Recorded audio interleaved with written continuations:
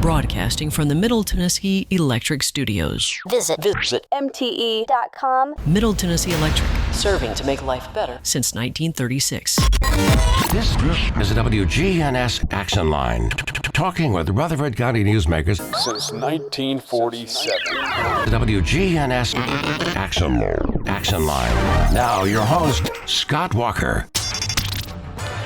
Rutherford County Commissioner Craig Harris. So, man, you have been fighting this opioid addiction problem in Rutherford County quite some time. Let's start out with that and kind of bring us up to date on what's happening today in Rutherford County. It's been a long battle. I mean, once I got elected, I started a task force and we started attacking this, and we focused on awareness and education and recovery. And I put together a good team, and then we went after the pharmaceutical companies, and we went after them as an individual in a class action suit, and we won $575,000 for the next 18 years. And then the state had won a big amount, and they give us, somewhere close to $1 million a year. So since 2021, we have invested over $2.5 million in 18 different local organizations. We've hired more cops. We bought specialized equipment for them. And last week we bought a K9. So we really gave back to the community, but they have been a big, big help to us. There's three things I'm proud of. In 2021, we had 140 deaths. In 2025, we had 65 deaths. That's a little over a 50% decrease in deaths. And Knoxville had 272 deaths. So we really are above the grade and above on all these other counties. And also our overdoses with fentanyl has decreased 53%. And another thing that we've done is we started off with an education program, a pilot program, and we had about 380 students, Scott. And it was so successful that now we're teaching that to 42,000 kids in our school system. I'm really, really proud of that. And I'm really proud of my team, and I'm really proud of Rutherford County. So team effort, and we could have never done it without all that help. And Craig, when you say 575,000 over 18 years, are you saying 575,000 per year, each year of those 18? Yes. So that's like what, like $10 million something dollars? Somewhere around that, yeah. Wow. Yeah, we won that, and it's unrestricted, which means we can spend that on anything we want. But I had went to the county commission, and I allocated that money just for the opioid epidemic. It can't be touched because there were some scandals with some counties that were spending the money not on opioid and spending it in their general fund. So I made sure that didn't happen, and the county commission made sure that didn't happen. So that can be used and earmarked for everything from helping start a rehab program or get people into rehab to education and educational programs about the dangers surrounding this drug use. Absolutely, and it's what we want to focus on, again, is, awareness, education, and recovery. One of the things I want to do is start helping people who have recovered from addiction to get their IDs back, like driver's license, and try to get back into the job market and try to find relationships with corporations that will help hire these people and give them back their dignity and give them back their productivity. Have you come across and met with a lot of people who have struggled with this addiction through these pain pills and things along those lines? Oh, absolutely. I've had many encounters, and many times I have assisted and try to help these young men and women find a place for rehab, and funded a lot of organizations that do it on a daily basis. And we got some really good people here. I mean, it is a team effort, and I know I get a lot of credit, but I could not have done this without my team and without Rutherford County and the organizations, the Sheriff's Department. And, I'm excited. I mean, if you drop your deaths that much in 6 years, it's impressive. And that's what we're doing, and we're showing some progress. That's amazing. And progress is what some counties are not able to show. And instead, some counties, especially in some of the more rural parts of Tennessee, they're actually seeing numbers increase. Yeah, I mean, we had, if you watch the Donald Trump's State of the Union, he mentioned the drug problem. and it's rising. And so it's a testament to Rutherford County. I mean, think about it, Scott. 3.5 hours down the road, they're having 272 deaths a year in Knoxville. And those, they're a little bit bigger than us, but not so big that it's just the numbers are astounding to me. And speaking of numbers, when we look at the size of Rutherford County today and the size that the population is forecasted to grow to over the next 20 to 30 years, our county is going to look totally different in the fairly near future. Yeah, and I mean, that's why, you get these great numbers, Scott, but man, the work's not done. The more people come in here, the more opportunity is for us to have crime and great things can come. And I think strategic growth is absolutely what we had to do. But I also think, when you grow the way we grow, there's also other problems that come in. And I think this is when we need to really bear down and start a trend where we are addressing this and not get complacent at all. Yeah, you're definitely correct. And when we go to the UT Boyd Center for Research, they have projected that in year 2040, the population of Rutherford County is going to be over 511,000 residents. Are we anywhere close to being prepared for that? As far as opioid addiction or infrastructure? Overall, everything from infrastructure to just having the availability of land to build new neighborhoods on and the road system. I mean, there's a lot happening. And then we also hear, for example, the county mayor today, or not today, but he has talked about the idea of sewer system in the county as opposed to septic. Are we anywhere close to being prepared for that level of growth? I don't believe that the sewer system is something that we can afford at this time. It's a very, very huge investment. Right now, we're looking at a huge investment in schools and a huge investment in a jail. So I think that would be down the road. And plus, we got Planned Rutherford, which is decrease in density. So in some of the rural areas. So yes, we're going to grow. I think we'll grow more in the urban ring of the county, but they will have to increase their sewer. And I think they're working on that now, the city of Murfreesboro. Go ahead. Yeah, I was going to say the idea of building a new jail over the next 5 years, that's one of those things that it sounds like we're going to have to do. And if we don't do, we're going to find ourselves in the position of some counties out there that were mandated by the federal government who actually came in and contracted the entire job, which costs these counties more. Yeah, the jail definitely needs addressed. I don't necessarily think they come in and they're going to build a jail in 5 years. They're just simply saying, hey, you got to get a plan together and you got to start working on this.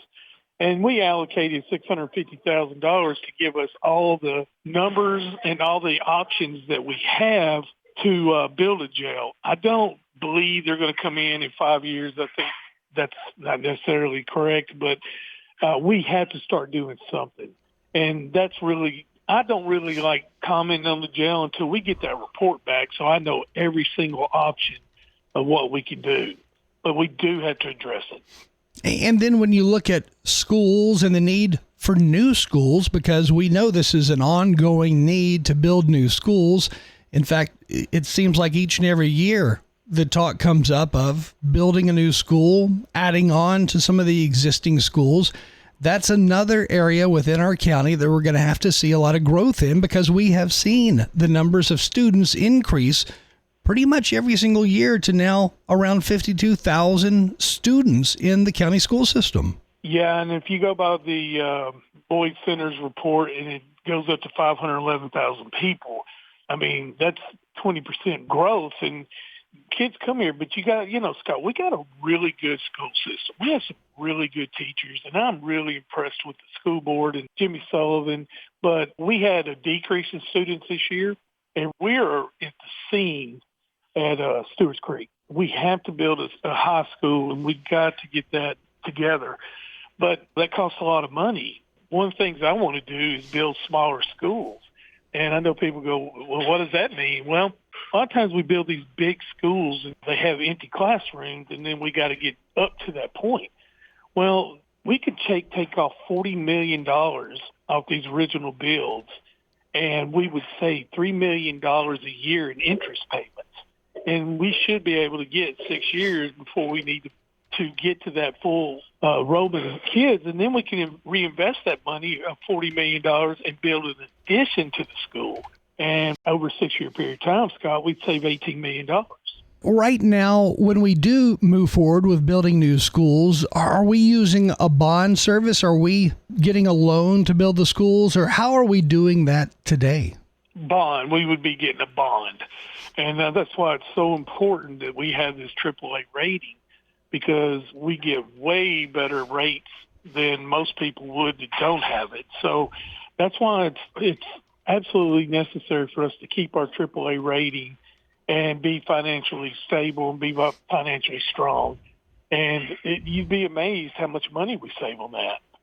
I believe it. And when we look at those interest rates, when interest rates for homes go up, that means the bond interest rates too. They also go up. Of course, nowhere near as much as the cost of housing. Like if it's a 7% loan for a house, chances are good those bonds are going to be around 4% or so. But it costs us more. Yeah, I mean, Ted Beatty, and our trustee, he invested money. He's real aggressive on finding good interest rates. We've made some money this year. We brought in some revenue that we're very conservative on what we project, but we really have done good on revenue coming in from our investments on our debt. On our money. Another item of interest, the idea of having more county office space for the Rutherford County government. This is, or seems to be, an ongoing need. And one of the thoughts is to move forward with buying the old Bank of America building and totally restructuring it with totally new exterior and interior plans. Is that something that's going to help in the long run? Well, it will help. We need to get the people out of Goldstein building. Alan Farley and his staff desperately need some room, and we're wanting to move finance over there. I'm 50-50 on this. I think I like the building, the buy of the building, but the renovation of, doubling it, the price because of renovation, concerns me greatly. So, and it's a 1972 building, so I think we could have found some places, but the inconvenience of not being on the square was a situation with a lot of the workers, and so we're trying to balance both. Another item that we do hear talks about would be the idea of continuing to move forward with public safety in a bigger way that we haven't done before, but yet that idea has not really, I don't think it's captured all the audience of Rutherford County, if you would. And that being said, giving proper pay raises to those who are our first responders, like Rutherford County Fire and Rescue and the Sheriff's Office. Well, we've given annual raises since I've been in office, and, I got, with the help of the commissioners, Robert P. and Trey Gooch and Michael Smith, we were able to give them a 4% raise last year, mid-year. And then I believe they got another 2%, so that's like 6%.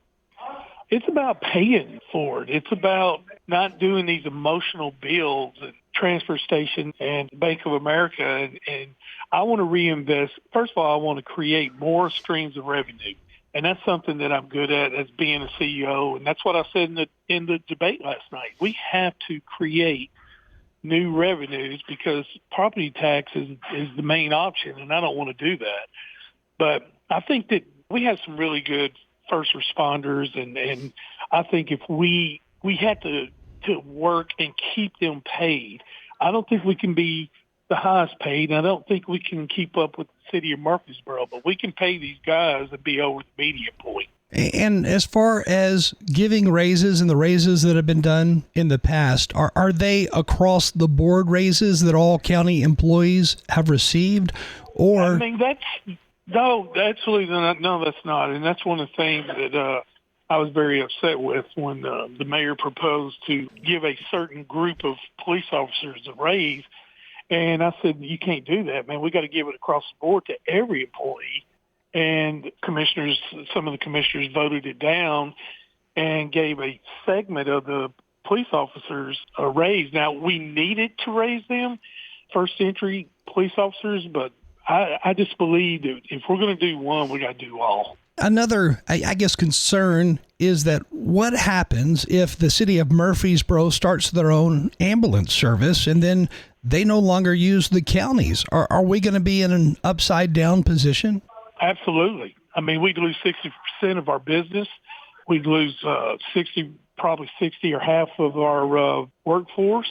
So, yeah, I mean, that's a really big situation. We dealt with this in 2018, and we came out with agreement that we won't do that.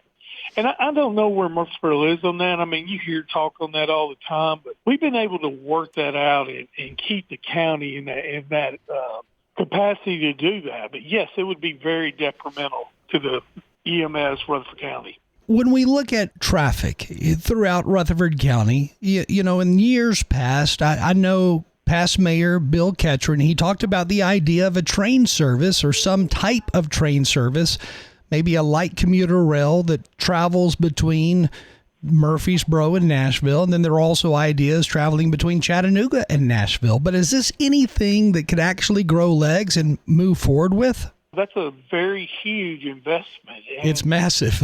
Yeah, it's massive. And I don't think right now with the with the revenue base that we have that we would be able to do something like that. Of course, you would get grants and assistance, but you're still going to have to come up with a lot of millions of dollars. One of the things that I'm looking at is the new I-24 loop where, it's like a toll road. Like the choice lanes. Choice lane, and I like that. Let's bring it into Murfreesboro.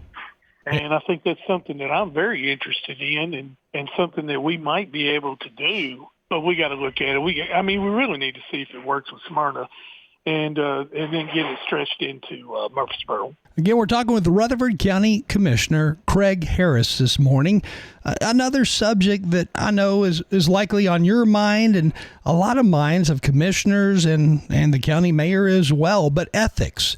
We've heard a lot about ethics over the past 2 years and ethic complaints, some of which were very minor, some a little more serious, but we've heard a lot about ethics. You are part of that ethics committee. In my opinion, ethics, transparency, accountability are essential for a leader, and we should be held accountable for what we do. And I think right now there's so much dissension and division between the county commission and the mayor that we have a lot of problems, and it just gets worse. And I mean, the mayor a couple of weeks ago put out a press release saying that we broke state law, which that was absolutely false. And it's just stuff like that just creates this ball of dissension. And as far as ethics go, you should be held at a higher standard. You're an elected official by the elected people, and you represent them. And if you don't have integrity, then they think you're lying. And if you don't have transparency, they think you're hiding. And if you don't have accountability, then they think the rules don't apply to you. So you see where it is important, and you should have three, not one of them, not two of them, but all three. So, yeah, it's very important, and ethics is very important. As we close out this morning, we only have 1 minute and 30 seconds left, but if we would close out on the topic of population, I know in year 2000, our population of Rutherford County was around 183,000 residents. And then you look at today, and today's population is closer to 400,000 residents, but that's how much we've grown since 2000. Well, we're growing 700 people a month. So you can just imagine how that is. But we've grown it because we have a really good school system. We have low taxes, and we have low crime. So we're also 40 minutes from Nashville, which Nashville has got so ridiculous on their property tax and cost of living that the people are moving out. And they're going to Williamson County, and Williamson County is extremely high. And then going to Lebanon, and then they're coming here, where the house price average house price in Williamson County is, $1.2 million, and ours is $430,000. So we're attracting a lot of that traffic from there, and I believe we're going to continue to grow. But we have got to invest in our infrastructure. If we don't invest in that, it's going to be chaos. Yeah, you're absolutely right. Again, with us this morning, Rutherford County Commissioner Craig Harris, and we are already out of time, but thank you for joining us. Thank you, man. I appreciate it. Thanks for having me on. This is a WGNS Action Line. Talking with those who make the news the news. Since 1947. 1947. Your good neighbor station. This is a WGNS Action Line. FM 101.9, FM 100.5, AM 1450, and online at WGNSradio.com. Come eat with us at Demas's Restaurant. We really focus on value. They get value. They get more than what they pay for. They get a higher level service. They get higher level food at a price that is a lot more affordable. What we're trying to do is we're trying to give people the value, and again, that they were fulfilled both within their stomach and as well as their pockets. We want them to feel satisfied. Come eat with us at Demas's Restaurant on Northwest Broad Street. Hi, this is Dan with Music World and Drummer's Den. Our prices are as good or better than the box stores. I don't think you'll do better by shopping online than you would by coming in. If you're into podcasting, we have starter kits that have everything you need to get started. The interface for your computer, microphone, headphones, you'll be online in no time. If you need a PA, you need lights, we've got all for rent. Music World and Drummer's Den, 2762 South Church Street, right across from the golf course. Fresh cut greens and oven warm bread, jars of sweet jam will be red. Good food, good folks, flavors that shine from winter's chill to spring sunshine.